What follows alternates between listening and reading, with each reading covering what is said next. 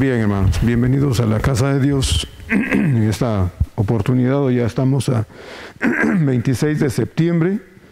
Estamos ya prácticamente terminando este mes. Y bueno, damos gracias a Dios por permitirnos estar de nuevo aquí en la casa del Señor. El texto de este día, hermanos, está en Filipenses. Hoy comenzamos el capítulo 4. Filipenses capítulo 4, verso 1. Hoy solo tenemos un versículo.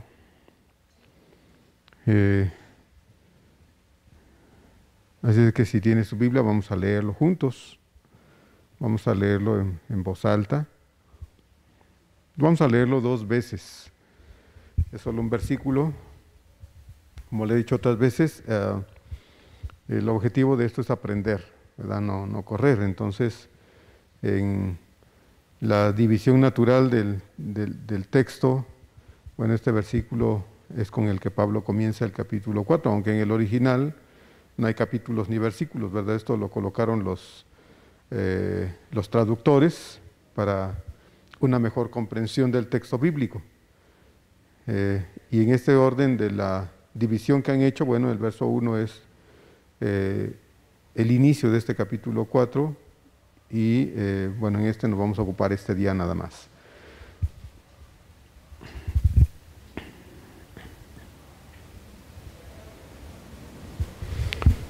Filipenses 4:1, vamos a leerlo 2 veces, dice así: así que, hermanos míos, amados y deseados, gozo y corona mía, estad así firmes en el Señor, amados. De nuevo dice así la palabra de Dios: así que, hermanos míos, amados y deseados, gozo y corona mía, estad así firmes en el Señor, amados.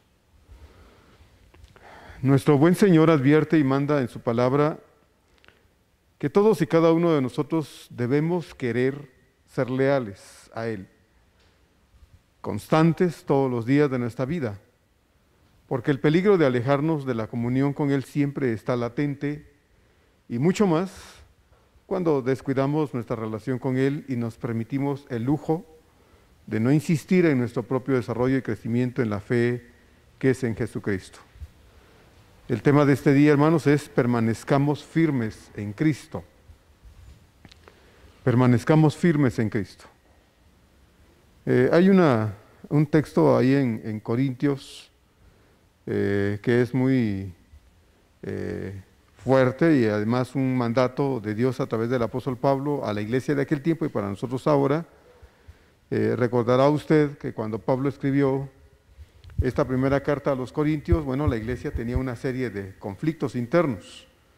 Aparte de los problemas que tenía la iglesia en ese tiempo alrededor, ¿verdad?, que era una presión de tipo social y política, lamentablemente, la iglesia de los Corintios vivía una etapa difícil porque se habían enfrascado en una serie de conflictos internos. Estaban los hermanos peleándose, estaban compitiendo entre ellos, había mucho orgullo entre los hermanos, y habían otros tipos de problemas, pero una de las cosas que la iglesia estaba pues viviendo precisamente como resultado de todo esto era precisamente que se estaban apartando de Dios. Cuando Pablo escribió esta primera carta a los Corintios, entonces esta estaba pasando por todos estos conflictos y lamentablemente ellos no querían verlo o no podían verlo, que esto estaba provocando de ellos a la gente alrededor un mal testimonio. La gente que los veía una iglesia que se congregaba, pero los veía pelearse, ¿verdad? Los veía con actitudes contrarias a lo que implicaba el buen testimonio cristiano. La forma, como Pablo, cuando uno lee esta carta a los Corintios, y cuando uno la lee, lo que uno ve es a un apóstol enojado, molesto, pero sobre todo, hermanos, a un apóstol que a pesar de sus regaños y fuerte tono en el que les escribe esta carta a los Corintios, no deja de ser el corazón de Pablo, un corazón amante de la iglesia, porque recordemos que si algo tenía Pablo era que le sobraba el amor por la obra de Dios. Y cuando algo pasaba en las iglesias, eso a Pablo lo ponía como carbón, ¿verdad?, encendido.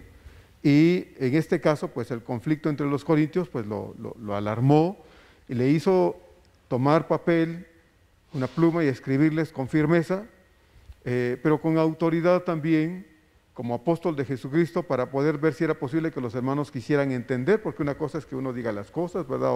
O hable con la gente, y otra es que la gente quiera oír y entender lo que Dios está tratando de decirles. En el desarrollo de esa carta, Pablo profundiza acerca de la importancia de que ellos, la iglesia, mantuviera una actitud correcta en su vida diaria, ya que esto daría pie a que la iglesia pudiera dar un buen testimonio, un testimonio que no se pudiera refutar frente a un mundo que no solo los observaba, hermanos, sino que también los juzgaba. Cuando uno vive la vida cristiana, uno debe entender eso mismo también. A usted que ya lo conocen sus vecinos y particularmente nuestros parientes no cristianos, ¿verdad?, con los que convivimos, cuando uno se identifica como cristiano, uno tiene que tener claro, hermanos, que esas personas, sea quien sea, específicamente nuestros seres queridos, esa gente, hermanos, no solo nos observa, sino que también evalúa nuestra conducta. Tal vez no dicen nada. Mucha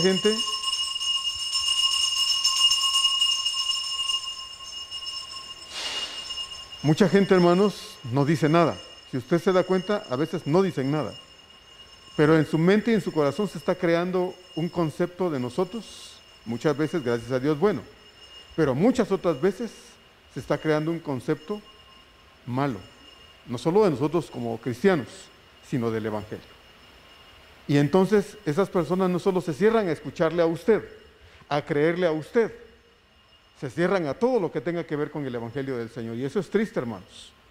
Eso es muy triste. Por eso el Señor alguna vez dijo también que no deberíamos ser tropiezo a nadie. Más nos valía, dice el Señor, amarrarnos una piedra de molino al cuello y tirarnos al mar, ¿verdad?, que ser tropiezo para alguien. Entonces uno tiene que considerar eso. La iglesia de los Corintios debía haber considerado las enseñanzas del Señor y considerar lo que Pablo les estaba diciendo, porque bueno, la gente los estaba viendo, pero también estaba evaluando, juzgando su conducta.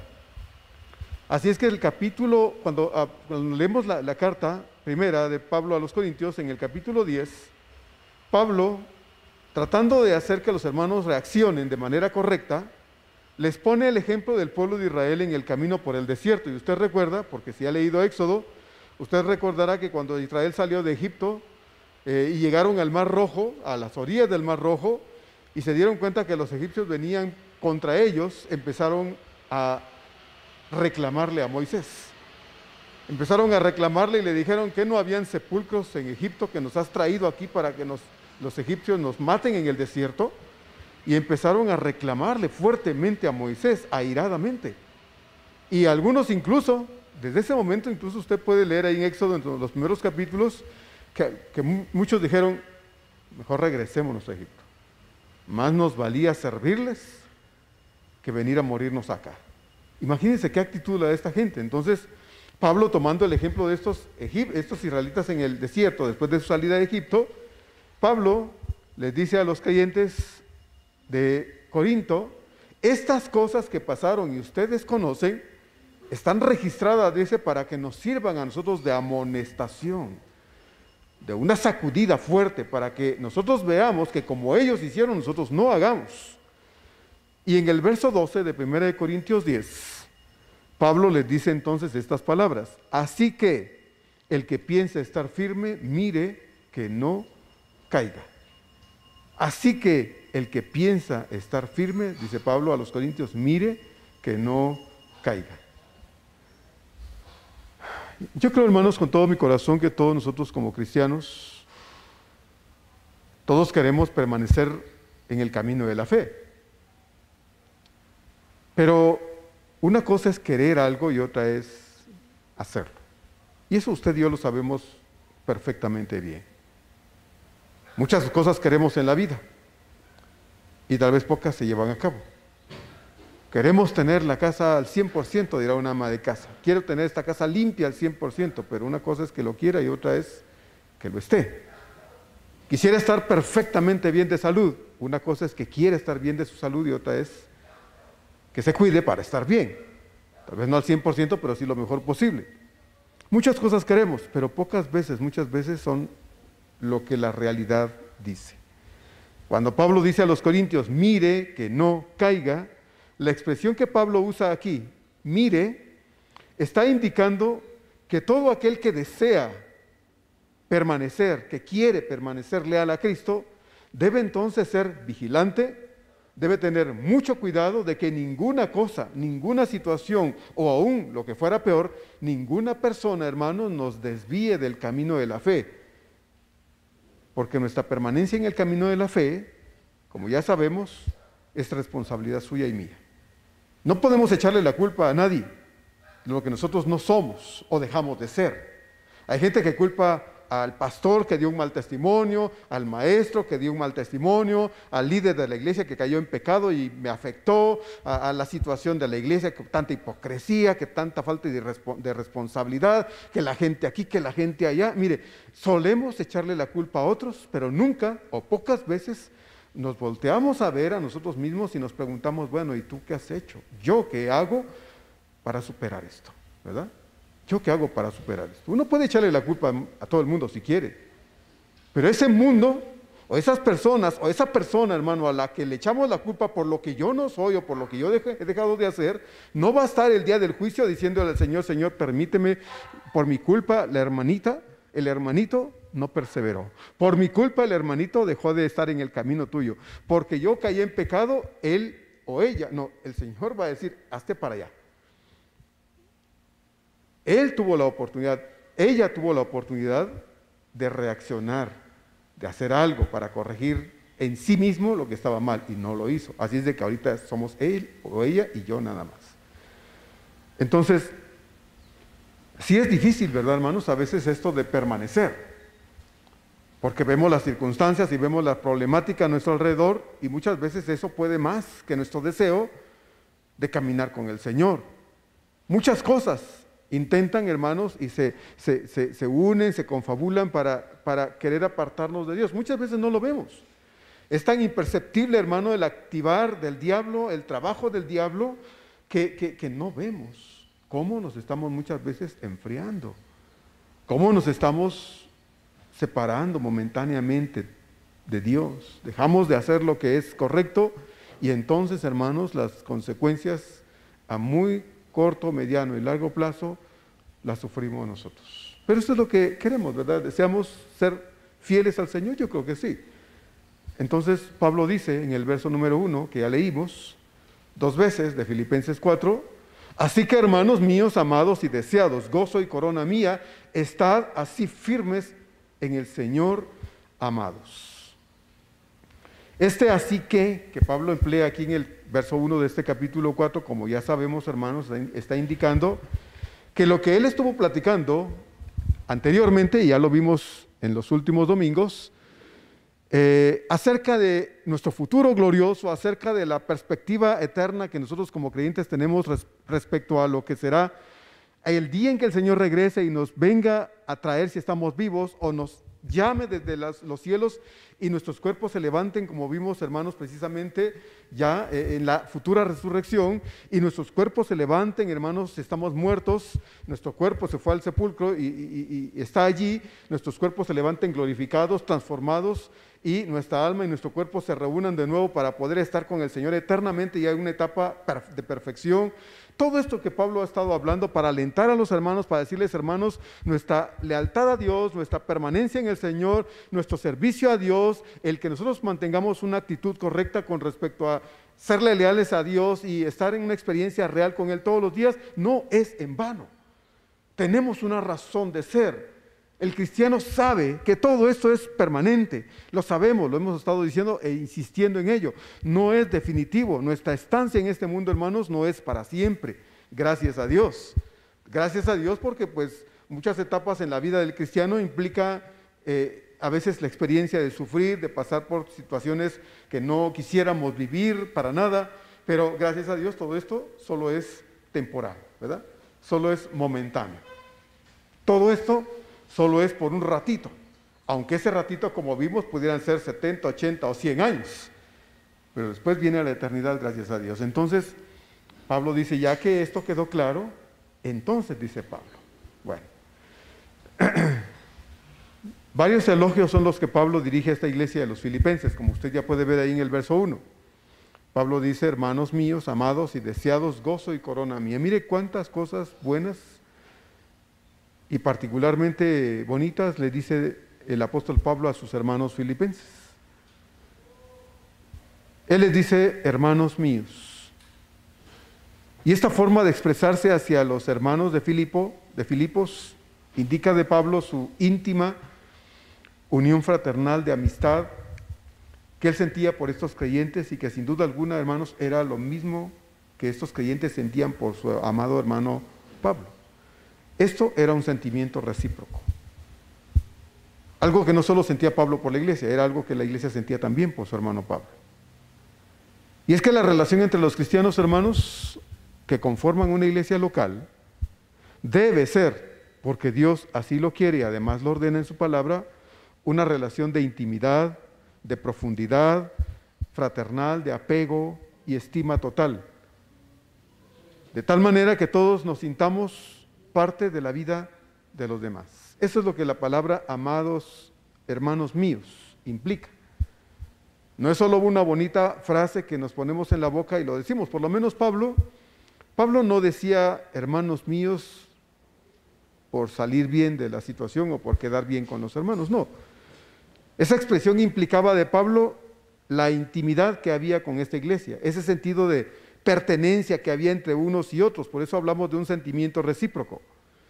Esa actitud que sentían los hermanos hacia Pablo y tenían los hermanos hacia Pablo, que era correctamente correspondida de Pablo hacia ellos. Entonces Pablo dice, hermanos míos, somos una familia. Yo sé que hay familias, como se les dice ahora, familias disfuncionales, familias en donde viven bajo el mismo techo, están ahí todos en ciertas horas del día, pero no se hablan, no se quieren, no se respetan, etcétera, etcétera. Pero el sentido correcto de la familia es que viviendo juntos y siendo una familia, pues nos llevemos bien, nos amemos, nos cuidemos, nos procuremos, etcétera, etcétera. Con todo lo que implica pues la convivencia dentro de un círculo de seres humanos, ¿no? Entonces, Pablo habla pues de esto. Eso es lo que está diciendo Pablo aquí cuando él dice hermanos míos. Y luego Pablo dice amados y deseados. Dos cosas muy importantes. Ese sentido de mutua pertenencia que ya expresó en la expresión hermanos míos, ese sentido de mutua pertenencia que existía entre Pablo y la iglesia de los filipenses estaba fundamentada en un amor verdadero, un amor desinteresado y sobre todo un amor nacido de Dios en el corazón de todos ellos. Pablo y los filipenses, sin duda alguna, tenían muy presente el mandato del Señor, que ahí en Juan capítulo 13, versos 34 y 35, yo creo resonaba en sus mentes y corazones. Ellos recordaban que el Señor les había dicho. Dice así Juan 13, 34 y 35. Un mandamiento nuevo os doy, que os améis unos a otros, como yo os he amado, que también os améis unos a otros. En esto conocerán todos que sois mis discípulos, si tuviereis, dice el Señor, amor los unos con los otros. Esto del amor no es nuevo. Por lo menos en esta iglesia no es nuevo. Se ha hablado tantas veces, se ha enseñado tantas veces, pero nunca se va a dejar de enseñar porque es necesario recordar que el amor entre nosotros los creyentes debe ser una realidad. Y debe ser un sentimiento expresado de manera voluntaria, profunda y sincera, porque si no entonces no sirve, ¿verdad? No sirve. Y es que el amor, hermanos, siempre será una deuda entre nosotros. La Biblia nos dice que a nadie debamos nada, a nadie. Por lo menos Pablo lo dice a los romanos en el capítulo 13, verso 8. Dice Pablo, no debáis a nadie nada, sino el amaros los unos a los otros, porque el que ama al prójimo ha cumplido la ley. Entonces la Biblia dice no debas nada, ¿verdad? No se metan deudas. A veces es inevitable, lo hemos dicho, ¿verdad? Es inevitable, si bueno, quiero hacer esto, pues no me alcanza, pero voy a hacer un préstamo y se acerca alguien y le pide un préstamo y sabe que lo va a pagar. Qué bueno, cuando usted es responsable, se mete en una deuda y la paga. Qué bueno, gracias a Dios, pero hay gente que no hace eso. Entonces la Biblia, considerando esa actitud que muchas veces es muy común en mucha gente, como dicen ustedes aquí en México, ¿verdad? Debo, no niego, ¿verdad? Tengo es otra cosa, ¿verdad? Entonces, bueno, la Biblia dice, no debas a nadie. La única deuda aceptable de Dios es el amor. Sino el amaros, dice Pablo ahí en Romanos 13:8, el amaros los unos a los otros.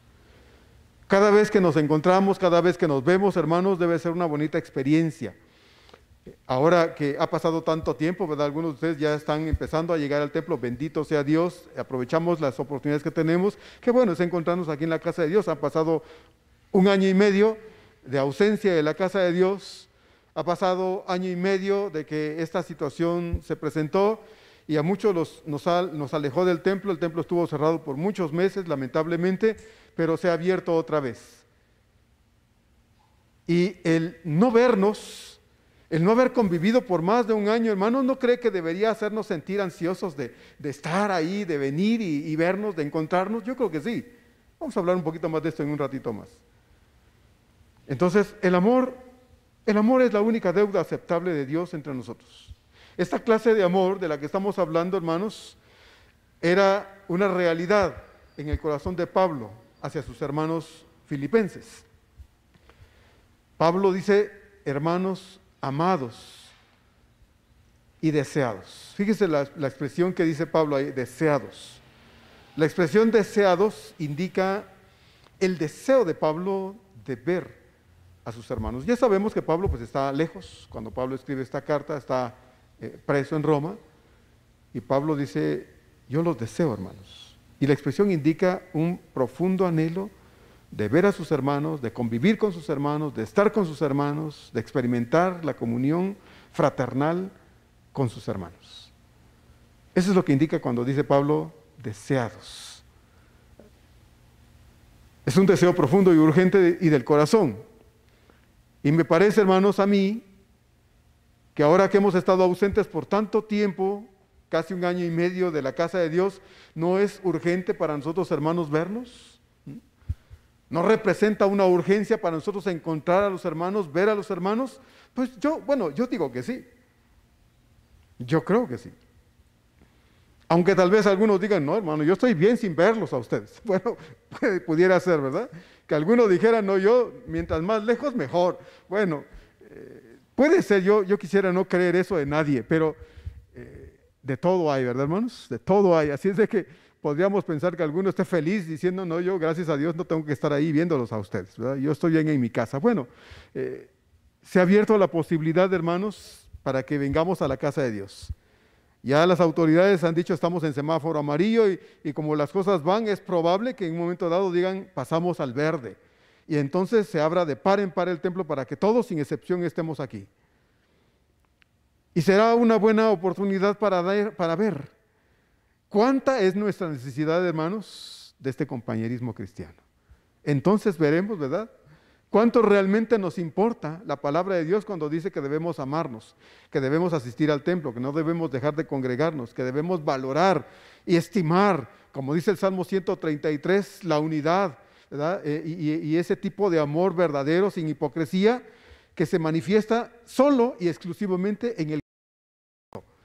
¿Se acuerda del Salmo 133? Miren, dice, qué bueno y qué delicioso es habitar los hermanos juntos en armonía. ¿Verdad? Como les he dicho, pocas cosas son buenas y deliciosas. ¿Verdad?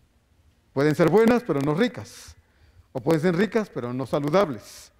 Bueno, la Biblia dice que estar juntos es bueno y es delicioso. Y ya veremos. Cuando se diga, hermanos, podemos asistir todos al templo ya. A ver si realmente, hermanos, hemos entendido que el compañerismo cristiano es una necesidad del corazón. Una necesidad tan real como es comer o beber agua, ¿verdad? O respirar. Porque es parte de lo que la iglesia debe experimentar y debe vivir. Es un mandato del Señor. Entonces, hermanos, esto es un profundo deseo de Pablo. Y nosotros necesitamos ser parte de ese sentir de Pablo también. Hermanos míos, amados y deseados. Anhelar estas cosas de Dios, anhelar la experiencia de estar en la casa de Dios, en la presencia de Dios, pero no yo solo, sino yo y mis hermanos, o mis hermanos conmigo, ¿verdad? Eso es lo que dice el Salmo 100. Si no ha leído el Salmo 100, léalo, es un hermoso salmo que nos invita a ir a la casa de Dios, a entrar por sus puertas con acción de gracias, a adorarlo juntamente con los hermanos en la fe. Muy bien. Pero Pablo no solo les dice a los hermanos que son amados y deseados, también Pablo les llama a sus hermanos gozo y corona mía. Es una expresión que solo usa aquí Pablo y que la expresión corona la va a usar cuando les escribe a los tesalonicenses, pero aquí específicamente les dice a los hermanos filipenses gozo y corona mía. Ustedes son mi gozo y mi corona. Ahora, Pablo no está, hermanos, siendo un hombre que se equivoca en el sentir de su corazón, porque podrá decir alguien, a ver, pastor, gozo y corona solo Dios. Bueno, estamos hablando de la relación fraternal. Estamos hablando de ese sentir de Pablo por la iglesia de los filipenses. Claro que Dios es nuestro único y más grande gozo, y Él es nuestra más grande corona. Pero en el sentido en que Pablo lo está expresando aquí por la iglesia de los filipenses, es válido que Pablo diga esto y además, acuérdese usted, esta es palabra inspirada por Dios. Si Dios no hubiera estado de acuerdo con Pablo, le aseguro que esto no hubiera aparecido acá. Se lo aseguro. Dios no hubiera permitido que Pablo y las palabras de Pablo trascendieran desde entonces hasta ahora, hasta la venida del Señor, y que aparecieran aquí. No. Así es de que Pablo también llama a sus hermanos gozo y corona mía. Como se dijo desde un principio, esta iglesia no era perfecta. ¿Se acuerda cuando empezamos a estudiar Filipenses? Dijimos, parece perfecta, suena perfecta, se ve una iglesia perfecta, pero no es una iglesia perfecta. Y prueba de todo esto es lo que vamos a ver la semana próxima, si Dios nos da la vida, ¿verdad? En el párrafo que vamos a estudiar. Era una iglesia fiel, perseverante, valiente, pero no era una iglesia perfecta. Parecía, pero no era. Pablo sentía por lo mismo de que esta iglesia era una iglesia valiente, perseverante y fiel al Señor, un profundo gozo cuando pensaba en ellos, cuando oraba por ellos, cuando añoraba la compañía de sus hermanos filipenses particularmente. Pablo no sentía dolor cuando pensaba en esta iglesia. Pablo no sentía pesar o tristeza cuando pensaba en estos hermanos. Como muchas veces pasa, hermanos, en el corazón de muchos pastores cuando ven a sus hermanos a quienes pastorean. Yo he conocido pastores, ¿verdad?, en ciertos momentos de mi vida que lloran por una iglesia que no ama a Dios, que no les interesa nada de Dios, que están muy prestos para las cosas del mundo, pero poco dispuestos para las cosas de Dios, que les llama, les ruega, les insiste, los regaña, y la iglesia permanece como piedra, insensible. He conocido ese tipo de pastores que en vez de sentir gozo por la iglesia, cuando piensan en la iglesia del Señor, sienten pesar, sienten tristeza y dolor. El desencanto, hermanos, suele ser parte natural de la relación entre la iglesia y sus pastores. Y sucede porque tanto la iglesia como el pastor, pues somos humanos. Somos de carne y hueso, lo hemos estado hablando. Y por lo mismo, hermanos, forrados de todos lados, de una serie de imperfecciones, defectos y fallas, y en muchos casos, lamentablemente, esa notable humanidad produce lágrimas, angustia y poca satisfacción y gozo cuando se pasa por alto estas características tan propias de todos nosotros. Yo he oído gente que dice, cuando yo llegué a la iglesia, ay, me pareció gente tan bonita, y empieza a decir una serie de adjetivos así que halagan y alababan a la gente, y dice, pero cuando me di cuenta de la gente, me di cuenta que eran igual o peor que yo. Entonces, dice uno, bueno, claro que sí, ¿verdad? Uno entra a un templo por primera vez, ¿verdad? Un invitado, y dice, ay, aquí, ¿verdad? Qué bonito se siente. Pero conforme va pasando el tiempo se va dando cuenta que solo son seres humanos. Gente de carne y hueso que también cometen errores, se equivocan, se pelean, hay cosas que pasan entre la gente cristiana, pero bendito Dios cuando esa gente se da cuenta de que esas personas que también se equivocan, que se enojan, etcétera, etcétera, hermanos, buscan la forma de resolver sus diferencias y procuran mantenerse unidos en obediencia a la palabra de Dios. Eso es también muy, muy importante. En nuestra relación fraternal debemos siempre considerar y tomar en cuenta esta humanidad imperfecta. Porque cuando idealizamos a nuestros hermanos y dejamos de verlos sin esa particularidad imperfecta, entonces sus fallas y errores, hermanos, y equivocaciones tienden a ser magnificados. Ay, yo no pensé que el pastor, yo no pensé que mi maestro, yo nunca pensé que ese líder. Hermano, usted solo idealizó a esa persona. Nunca lo vio como un ser humano. ¿Que no se daba cuenta que también pisaba el suelo? ¿No se da cuenta que se le está envejeciendo el cabello, que tiene arrugas? ¿No se da cuenta que se tiene que bañar porque también tiene mugre? ¿Que se tiene que cambiar porque la ropa se apesta, porque suda? ¿No se dio cuenta de eso? ¿No se dio cuenta que come, que entra al baño? ¿No sabía que era un ser humano igual que usted? Pero hay gente, hermano, que tiende a idealizar a los demás, a las personas, a sus líderes, a su pastor, a su maestro. Y cuando esta persona no es lo que creyó que era, entonces, hermanos, se decepciona. Se decepciona. Y esto pasa, hermanos, porque no tenemos el cuidado de considerarnos unos a otros como lo que somos, santos pero imperfectos. La expresión corona que Pablo usa acá, Pablo la utiliza para indicar a los creyentes filipenses que ellos eran su orgullo, su satisfacción, su alegría. Eso es lo que Pablo dice cuando dice, hermanos míos, gozo y corona. La expresión corona indica pues aquí estas cosas: orgullo, satisfacción, alegría. Como cuando un atleta antiguamente era premiado. En una competencia ganaba, se paraba y le ponían una coronita de laurel. ¿Cómo se sentía ese hombre o esa mujer? Orgulloso, ¿verdad?, de que estaba premiado, había vencido a todos sus oponentes y era premiado. Satisfecho de haber ganado la competencia. Cuando Pablo dice, hermanos, corona mía, ellos, los filipenses, saben lo que Pablo está queriendo decir de ellos. Que ellos son su satisfacción, son su alegría, son su orgullo. Y hermanos, qué bonito es cuando uno puede decir, es que yo amo a mis hermanos. Yo sé que son imperfectos, se equivocan. Incluso hemos tenido de repente alguno que otro roce ahí entre nosotros, pero qué bonito cuando podemos arreglarlo, platicamos y seguimos adelante juntos.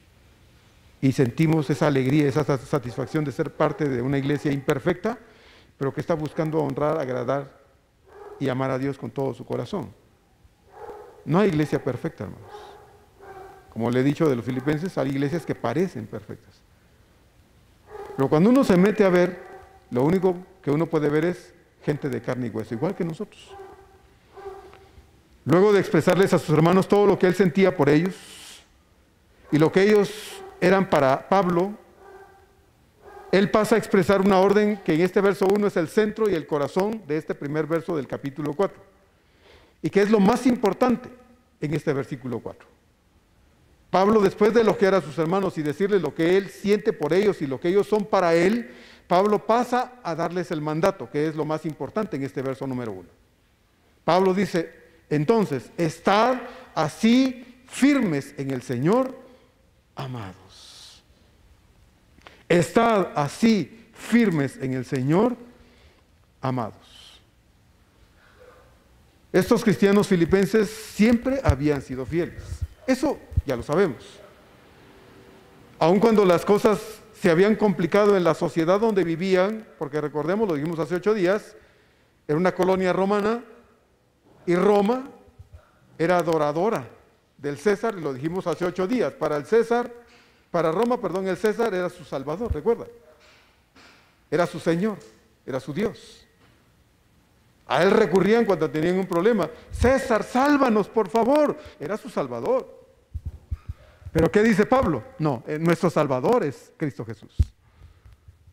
Entonces, estos cristianos habían sido fieles en un contexto, por demás, hermanos, nocivo para ellos, contrario a ellos. Y Pablo les dice, hermanos, estén firmes en el Señor. Estén firmes. Pablo reafirma en este sentido, hermanos, en la vida de esta iglesia de los filipenses, un mandato que para estos creyentes está claro. Pablo no tenía que decirles, hermanos, pues me he enterado que ustedes han dejado de permanecer en los caminos del Señor. Les escribo esto para regañarlos y decirles, hermanos, regresen. No. Pablo no les está diciendo a esos cristianos, estén firmes en el Señor porque estos han dejado de estar firmes en los caminos del Señor, porque han dejado de perseverar. No, esto no es así. Para los creyentes filipenses estas palabras de Pablo no son extrañas, sino la continuidad de su estilo de vida, la confirmación de un estilo de vida que en ellos es la realidad, la verdad y lo que esta iglesia es verdaderamente. Para esta iglesia en Filipo, la orden de Pablo de mantenerse leales a Cristo, pues, no sonaba extraña ni alejada de su realidad. Era para ellos su forma de vida, algo que ellos siempre habían hecho. Porque esta iglesia se había caracterizado todo el tiempo desde que conoció al Señor por medio del trabajo de Pablo, recuerda usted, se había caracterizado por su lealtad a Cristo en tiempos tan difíciles para todas las iglesias cristianas de ese tiempo. En medio de las adversidades, la iglesia en la ciudad de Filipos había sido leal a Cristo. Y Pablo lo único que está haciendo es recordarles: estén firmes en el Señor, amados. Así como lo han sido, sigan siendo. Tal vez no suene para nosotros nuevo, porque no lo es. Pero sí es un firme recordatorio para nosotros ahora, hermanos, que nosotros también debemos tomar en serio estas palabras de Pablo aquí y examinar nuestro corazón a la luz de lo que para la iglesia de Filipos era un mandato, pero a la vez era un recordatorio de lo que ellos ya estaban haciendo. Para nosotros, hermanos, tal vez no solo es un recordatorio, puede ser una fuerte llamada de atención, porque quizá nosotros o algunos de nosotros hemos dejado de ser leales al Señor. Por esta razón que Pablo es por esa razón pues que Pablo los elogia, los ama, y como ya vimos ampliamente, también ya Pablo había dicho algunas cosas al respecto. Por ejemplo, en el capítulo 1 de aquí de Filipenses, verso 27, Pablo ya les había dicho esto: solamente que os comportéis como es digno del evangelio de Cristo, para que sea, o sea, que vaya a veros o que esté ausente, oiga de vosotros que estáis firmes en un mismo espíritu, combatiendo unánimes por la fe del evangelio. Y en el capítulo 2, verso 12, Pablo también ya había dicho lo siguiente: por tanto, amados míos, como siempre habéis obedecido, no como en mi presencia solamente, sino mucho más ahora en mi ausencia, ocupados en vuestra salvación con temor y temblor. O sea, fíjese usted, ya Pablo había dicho en dos ocasiones, y si buscamos vamos a encontrar más, ¿verdad?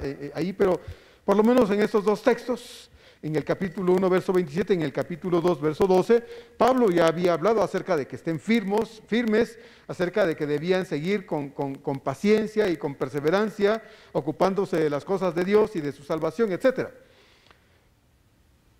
Estos cristianos entonces no necesitaban que se les recordara de su deber en cuanto a su relación con el Señor, porque estar firmes en la fe era su modo de vida cristiana. Pero como dije también, el mensaje especialmente, hermanos, este día es para usted y para mí.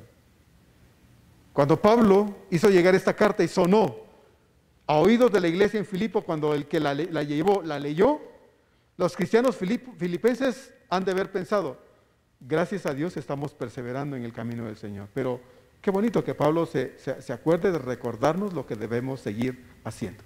Yo me imagino que así fue la reacción de los hermanos filipenses cuando se leyó esta carta entre ellos.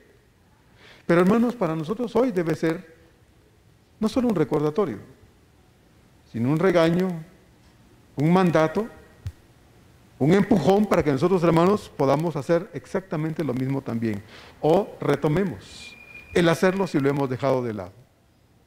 Dios nos está ordenando que debemos atrevernos a vivir con firmeza nuestra vida cristiana hoy nosotros también.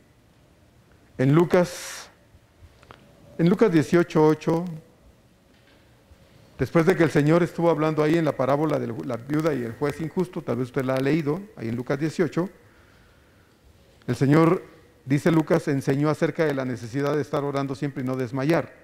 Y para hablar de esto, puso el ejemplo de esta parábola de la viuda y el juez injusto. Pues ahí, en este capítulo 18, en el verso 8 al final de la parábola, el Señor hace esta pregunta: pero cuando venga el Hijo del Hombre, Él pregunta, ¿hallará fe en la tierra? Fíjese lo que el Señor preguntó al final de la parábola, en el verso 8 de Lucas 18. Pero cuando venga el Hijo del Hombre, ¿hallará fe en la tierra? Y Pablo en 1 de Timoteo 4:1 también dice estas palabras. Pero el Espíritu dice claramente que en los postreros tiempos algunos, dice, apostatarán de la fe. escuchando a espíritus engañadores y a doctrinas de demonios. La palabra apostatar es una palabra que indica abandonar, dejar, en este caso, el camino de Dios. Niegan su fe y se van y abandonan al Señor. Pablo dice, entonces en 1 de Timoteo 4:1, algunos apostatarán de la fe por escuchar espíritus engañadores y doctrinas diabólicas. Y mira, hermano, no tiene que estar el diablo con cuernos y cola y todo ahí enfrente hablando, no. El diablo se disfraza, como dice Pablo a los Corintios también, como ángel de luz, ¿verdad? Para engañar. Y también el diablo puede emplear la palabra de Dios para engañar. Y le hemos dicho tantas veces, mucha gente usa la palabra de Dios para arrastrar a muchos otros, a los incautos, ingenuos, tras sus errores, tras sus mentiras. Y muchos los siguen, desgraciadamente. Muchos los siguen. Mire usted, métase a YouTube, hay hombres diciendo yo soy el Mesías. Y ahí está el montón de gente siguiéndolos. Y uno dice, ¿cómo pueden oír esas tonterías? Bueno, que dice aquí Pablo, muchos apostatarán de la fe. A mí personalmente no me impacta la pregunta del Señor, me impacta, perdón, la pregunta del Señor ahí en Lucas 18. Me impacta esta pregunta del Señor porque nuestros tiempos, o el tiempo que vivimos, hermanos, es distinto del tiempo en el que el Señor dijo estas palabras y en el que la mayoría de los libros del Nuevo Testamento se escribieron. En ese tiempo era normal, y yo lo escribo entre comillas, era normal que los cristianos fueran valientes, fueran osados, determinados y muy dispuestos a enfrentar lo que fuera, hermanos, aún la muerte, con tal de mantenerse fieles al Señor. Y usted puede meterse a estudiar historia cristiana y va a ver cuántos cristianos prefirieron ser muertos a negar al Señor. Claro, hubieron sus excepciones, muchas. Muchos con tal de salvar la vida negaron a Cristo, renunciaron a su fe, pero la gran mayoría, hermanos, estuvieron dispuestos a todo con tal de mantenerse fieles al Señor. Ahora, lo que el Señor está preguntando en Lucas 18:8 implica esencialmente que en este tiempo, si hoy Él regresara, ¿hallaría fe? Es decir, ¿encontraría a su iglesia perseverando en la fe? ¿Nos encontraría siendo perseverantes, leales a Él? Eso es lo que el Señor está preguntando. No está hablando de la fe como un término general, sino está hablando de la fe como una experiencia en el creyente, como la base y el sustento por lo que nosotros, hermanos, estamos tratando de caminar con Él y seguirlo a Él y ser constantes en Él. Y la pregunta es, bueno, si Él viniera hoy, Él, hermano, hoy 26 de septiembre de 2021, ¿nos encontraría siendo perseverantes responsablemente en nuestra vida cristiana? Pablo dice, pues aquí en este verso 1 de Filipenses 4, estad así firmes en el Señor, amados. Y creo con todo mi corazón, hermanos, que la obediencia a este mandato implica un esfuerzo deliberado, intencional, voluntario y constante. Estas 4 cosas implica estar así firmes en el Señor. Un esfuerzo deliberado, intencional, voluntario y constante. 4 cosas implica estar firmes en el Señor. Para que nuestra fe, para que nuestra vida espiritual, nuestra comunión y relación con Cristo sea más que una buena intención o un buen deseo, yo quiero algo, yo quiero esto. Porque podemos decir esto, ¿verdad? Pero no volverlo una realidad. Entonces, hoy muchos cristianos están viviendo, lamentablemente, hermanos, una descuidada comunión con Cristo, y este descuido, tristemente, también es deliberado, es intencional y es voluntario. Porque no pueden decir, ay, yo no sé. No, sí sabe por qué no está caminando con el Señor. Sí sabe por qué no está perseverando en el Señor. Sí sabe por qué no está siendo fiel al Señor. Sí lo sabe. Aquí no cabe aquella expresión del Chavo del Ocho que decía, pues es que fue sin querer queriendo. No, no, no. ¿Se acuerda las travesuras del Chavo del Ocho? Decía, es que fue sin querer queriendo, ¿verdad? Pero pues no, aquí no cabe esto. No es yo descuido mi comunión con Cristo, pero es sin querer queriendo. No, hermano, eso no cabe acá. Muchos cristianos están viviendo esta descuidada, su comunión con Dios de manera descuidada. Y también es deliberada, intencional y voluntariamente. Personalmente, hermanos, mientras escribía esto pensaba, bueno, yo no puedo. No puedo, pero Dios sí, Dios sí, porque Él es omnipresente y omnisciente. Pero yo pensaba, quisiera poder ver hoy, a las 12 del día, quisiera poder ver si todos, al menos los que conformamos esta iglesia bautista Fuente de Agua Viva, todos estamos ahí, ahorita, habiendo dejado todo para sentarnos a escuchar el consejo de la palabra de Dios. Yo quisiera poder ver eso. Se lo aseguro. Yo quisiera poder ver en cada hogar de la iglesia Fuente de Agua Viva si todos estamos ahorita pendientes, escuchando el consejo de Dios. Yo quisiera saber si todos estamos ahí ahorita. Me temo, y no es la primera vez que se dice esto, hermanos, que yo lo digo, me temo que algunos, por no decir muchos, algunos en este momento no están ahí sentados escuchando la palabra de Dios. Porque han elegido, como Marta, la cocina. Es decir, han decidido hoy pasearse, han decidido hoy andar de compras, estar dormidos a esta hora, estar lavando la ropa, limpiando la casa, arreglando el carro, o simplemente, hermanos, no han querido, pudiendo hacerlo, conectarse. Porque para la gran mayoría, hermanos, ni siquiera tienen que dirigirse al templo. Simplemente es prender ahí un aparato, meterse a la red, conectarse y sentarse a ver y a escuchar el consejo de la palabra de Dios. Ni siquiera implica trabajo eso. Pero muchos, me temo, hermanos, ni siquiera esto han querido hacer.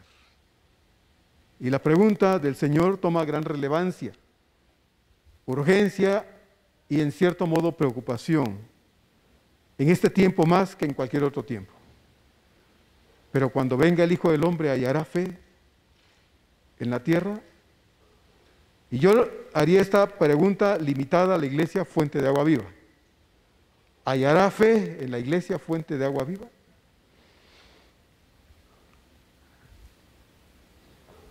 Para muchos cristianos el descuido de su fe lamentablemente es deliberado. Como dije, es intencional y además voluntario. Porque no lo hacen porque le pusieron una pistola en la cabeza, porque lo forzaron, porque lo obligaron, porque... No, es porque ha elegido eso. Es como Marta y María cuando el Señor llegó a su casa. Había que hacer, había muchas cosas, pero dice el Señor, bueno, Marta me reclama. Marta llegó y le dice el Señor, ¿no te da preocupación que mi hermana me deja estar trabajando sola y ella aquí sentadota? Bueno, no lo dijo así, pero pues eso ha de haber pensado Marta, ¿no? Molesta como le habló al Señor. Está aquí sentadota y yo estoy metida en la cocina, quemándome, chamuscándome, preocupada porque te quiero dar una buena comidita y no me ayuda. ¿Y qué le dijo el Señor? Marta, tú elegiste estar preocupada y turbada con tanto, pero una cosa es importante, y María la eligió, y yo no se la voy a quitar, no le voy a decir que se vaya a la cocina como tú. Ella eligió estar aquí aprovechando esta oportunidad. Hermano, todo descuido es voluntario, es intencional y es deliberado. Uno no puede echarle, como lo dije ya, la culpa a nadie. O puede, pero ¿sabe qué? No tiene razón. Lo que Pablo está ordenando a la iglesia y a nosotros ahora particularmente, hermanos, a usted y a mí, es que hagamos todo lo contrario de lo que hace el que se descuida, el que hace las cosas deliberada, voluntaria e intencionalmente, descuidando su comunión con el Señor, que hagamos lo contrario. Es decir, que nosotros seamos deliberados, intencionales, voluntarios y además que podamos ser constantes en nuestra perseverancia cristiana todos los días de la vida. Estar firmes en el Señor es el mandato que tenemos todos nosotros, hermanos, Y para que esta orden pueda ser realizada, obedecida, necesitamos estar convencidos profundamente de que la obediencia voluntaria a este mandato del Señor es para nuestro bien. El que usted obedezca, hermano, no va a beneficiar a otro en cierto modo. Sí y no. Porque cuando usted y yo somos cristianos que estamos viviendo comprometidamente con el Señor, mire, nuestra forma de vida, nuestra conducta bíblica y agradable a Dios va a traer bendición a otros, claro que sí, pero la primera persona bendecida, beneficiada, es usted y soy yo. La obediencia a este mandato, hermano, es para nuestro bien. Quiero sonar necio, más necio si usted quiere de lo que soy regularmente, pero quiero preguntarle, porque sé que la respuesta para todos, espero que sí, la respuesta es obvia. Pero quiero preguntarlo de todos modos. ¿Quiere usted ser un cristiano firme al Señor? Pues yo creo que la respuesta es sí, hermano. Bueno, pues entonces, ya que la respuesta, eso creo, ha sido que sí, podemos preguntar, ¿cómo podemos entonces ser firmes? ¿Cómo podemos vivir firmes en el Señor? Primero, lo primero que me parece que usted debe hacer es querer ser un cristiano firme en Cristo. Usted puede oír que yo lo regaño, que yo lo forzo de alguna forma, como yo le he dicho tantas veces, quisiera obligar, quisiera forzar las cosas, pero no puedo, ni en mi propia casa. Puedo regañar, puedo decir, puedo empujar las cosas, pero no puedo meter en el corazón de nadie el querer hacer algo porque le nazca, porque quiera, porque lo desee. No, eso no puedo hacerlo. Entonces lo primero que debemos hacer es querer ser cristianos firmes en Cristo. Como el muchacho, ¿verdad? Que le dice a la chica que es su novia, que la ama, que se muere por ella. Ay, yo quiero pasar el resto de mi vida a tu lado. Y la chica le dice entonces un día, ay, entonces tú te casarías conmigo. Bueno. Entonces ya le dio de todo a ese hombre, ¿no? Es cuando ya la chica le dice, entonces tú te casarías conmigo, ya le dio entonces amnesia, ¿verdad? Ya no sabe ni qué dijo ni nada. ¿Se acuerda usted ahí en Mateo capítulo 21? Solo quiero mencionarla, la parábola de los dos hijos. Dice el Señor que el padre de familia le dijo a uno de los hijos, hijo, ve a trabajar a mi viña. Y el hijo le respondió, no quiero. Y dice, pero aquel muchacho, pues arrepentido, dijo, pobre, pues, y dicen, pues entonces se fue. Dijo que no, pero fue. Encontró a su otro hijo, le dijo lo mismo, hijo, ve a trabajar a mi viña. Y aquel le dijo, sí, Señor. Muy dispuesto, pero dice, pero no fue. Y el Señor después pregunta, ¿quién de los dos hizo la voluntad del Padre? Bueno, el que dijo que no, pero arrepentido fue. Mire, no hace falta, bueno, es buena la disposición, ¿verdad? Uno puede tener buena disposición, pero si esa disposición no nos lleva a hacer algo, a servir, a ser de utilidad, a ayudar, etcétera, etcétera, etcétera, hermano, mire, yo puedo tener la disposición de ayudar a mi mujer porque la veo que está haciendo un montón de cosas y yo estoy ahí tirado en la sala viendo las noticias o viendo un partido de fútbol y la veo que va y viene. Y yo digo, pobre mujer, estaría bien que le ayudara, pero sigo viendo el partido, no me muevo. Pues ¿de qué sirve esa buena disposición si eso no se torna en un hecho? Bueno, eso es lo que el Señor dice aquí en la parábola de los dos hijos en Mateo 21. De nada sirve decir, sí Señor, pero no haces nada. Uno puede hacer muchas cosas, hermanos, por obligación y de hecho todos hacemos muchas cosas obligadamente en la vida.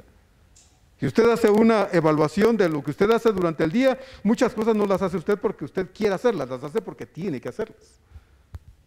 No vamos a hablar de eso, pero sí podemos decirlo porque esa es la realidad de todos nosotros, incluyéndome.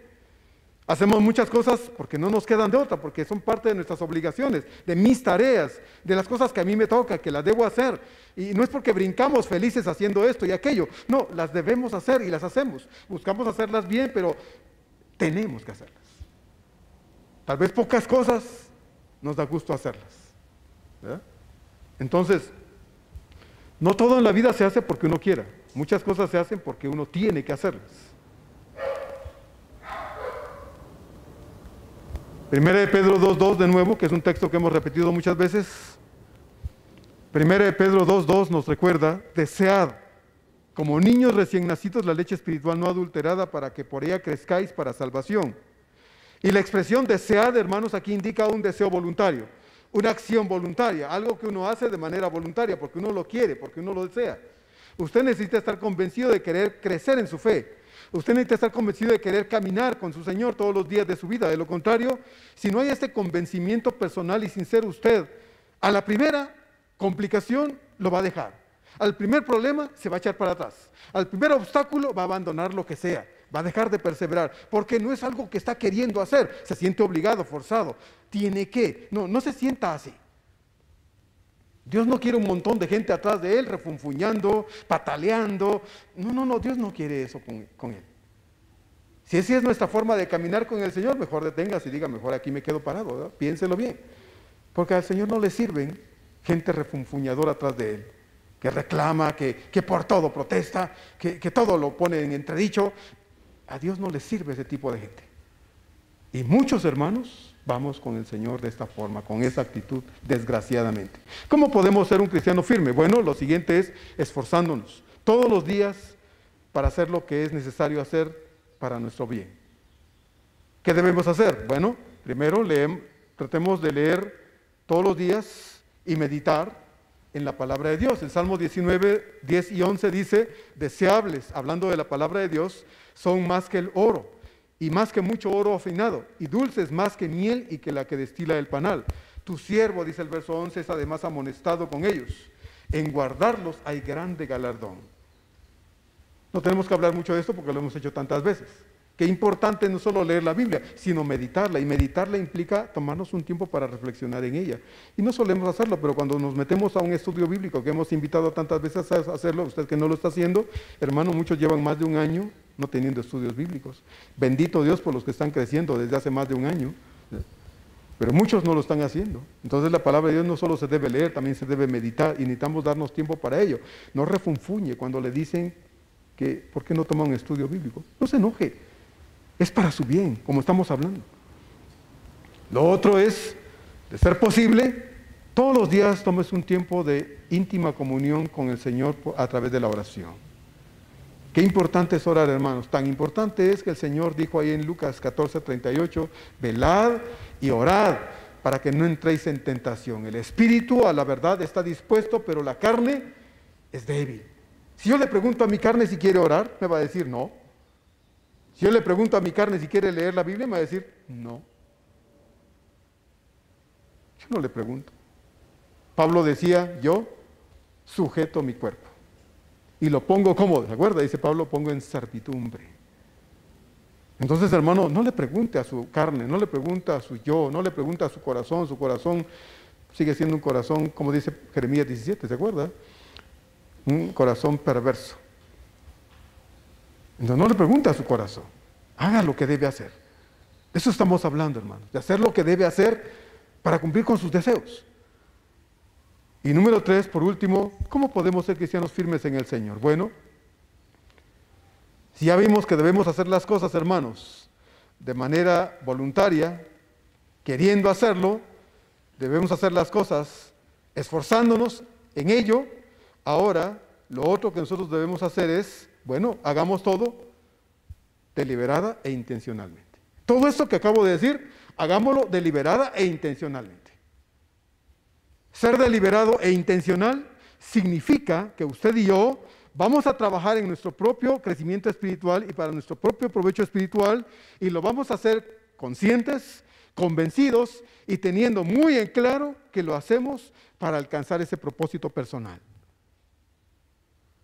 Uno no actúa y dice algo y luego uno reacciona diciendo, ay, es que no supe por qué lo hice, ay, no sé por qué lo dije. No, todos sabemos por qué hacemos algo o por qué decimos algo.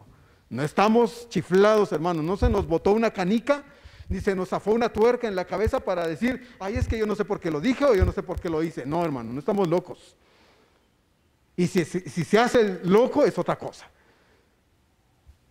Entonces, seamos conscientes de esto, seamos convencidos y tengamos muy claro que cuando somos deliberados e intencionales sabemos por qué estamos haciendo las cosas. Y ya para cerrar, regreso al texto de 1 Corintios 10:12, que mencionamos al principio. Así que el que piense estar firme, mire que no caiga. Yo no sé cuándo va a regresar el Señor, hermanos. Si usted me pregunta, yo también quisiera saberlo, pero eso no lo sabemos. La Biblia solo dice que puede ser en cualquier momento y a cualquier hora. Durante la noche, durante el día, un lunes, un miércoles, un sábado, un domingo. Yo no lo sé. Pero sí sé que puede ser en el momento en el que Dios diga, es el instante en que mi hijo deba regresar. Y decirle, ya, ve por todos los que nos pertenecen. Y la pregunta que se hizo en Lucas 18:8 debería tener una respuesta en usted y en mí. No sé en otros, pero deseo que si Él viniera hoy, me encontrara perseverando a mí en mi fe cristiana. Lo que usted pueda hacer por otro hermano, hágalo. Anime a su hermano, anime a su hermana, aliente a sus hermanos. A mí me da mucho gusto y créamelo, me estoy tomando más del tiempo, pero bueno, vale la pena. A mí me alienta mucho y me alegra mucho ver a este grupo de hermanos que estamos orando desde hace ya más de 3 meses. Un grupo de hermanos estamos orando todos los días. Primero fue la escuela bíblica, 40 días antes, y desde entonces seguimos orando. Me alienta mucho ver que muchos hermanos se están esforzando todos los días. Yo sé que no les sobra el tiempo, que a esa hora tal vez están cansados, unos oran a las 6 de la mañana, otros durante el día, en la noche, pero me alienta ver que muchos están perseverando en esto. Me alienta mucho saber y ver que muchos hermanos no han dejado de estudiar la palabra de Dios desde hace más de año y medio. Desde que el templo se cerró, nos han cerrado los corazones de muchos, y bendito sea Dios, nos ha dado la bendición de ser perseverantes en el estudio de la palabra de Dios. Y muchos han seguido creciendo espiritualmente y yo le doy gracias a Dios por eso. Pero me preocupan los que no. Me preocupan los que no, porque el diablo, hermanos, no se duerme. Y yo no puedo decir, es que yo tengo 50 años de cristianismo, pastor, y a mí el diablo me hace los mandados. No, hermano. No podemos darnos el lujo diciendo eso. Debemos crecer en el Señor, es lo que Pedro dice al final de sus 2 cartas. Por lo demás, hermanos, sigan creciendo en la gracia y el conocimiento de nuestro Señor y Salvador Jesucristo. No queda de otra. Entonces, yo quisiera que la pregunta del Señor Lucas 18 de ¿hallará fe en la tierra? Tuviera la respuesta de nosotros pensar que podríamos responder diciendo, no sé en otros, pastor, pero si mi Señor regresara hoy, me gustaría que me hallara perseverando a mí en mi fe. Anhelo con todo mi corazón, hermanos, que esta haya sido la respuesta a la pregunta del Señor en todos, o en la mayoría. Espero que sí. Y si no, preocúpese. Preocúpese y pregúntese qué va a hacer de manera voluntaria, esforzada, deliberada e intencional para retomar las cosas de Dios con responsabilidad, porque es para su bien, para su bien. Ojalá podamos haber escuchado con claridad. Vamos a orar.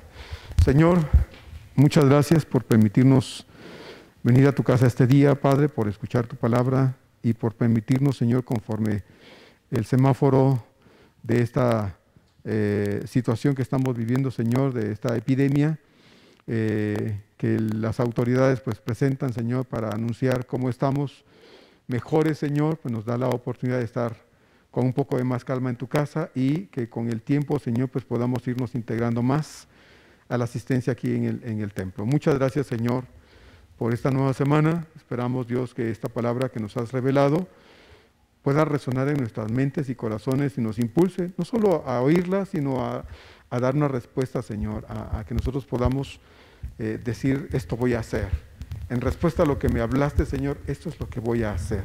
Y lo voy a hacer de manera voluntaria, porque quiero, esforzada, porque sé que implica, Señor, esfuerzo, sacrificio de mi parte, lo va a incluir, y porque además, Señor, voy a ser intencional y deliberadamente responsable haciéndolo.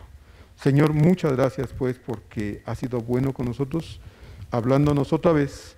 Esperamos, Señor, darte una respuesta correcta al llamado de tu Espíritu, Señor, en nuestra vida este día. Bendícenos, Señor, y que si tú lo permites, aquí estemos la próxima semana, Señor, disfrutando de un tiempo de comunión contigo otra vez. En el nombre precioso de Cristo Jesús. Amén. Amén.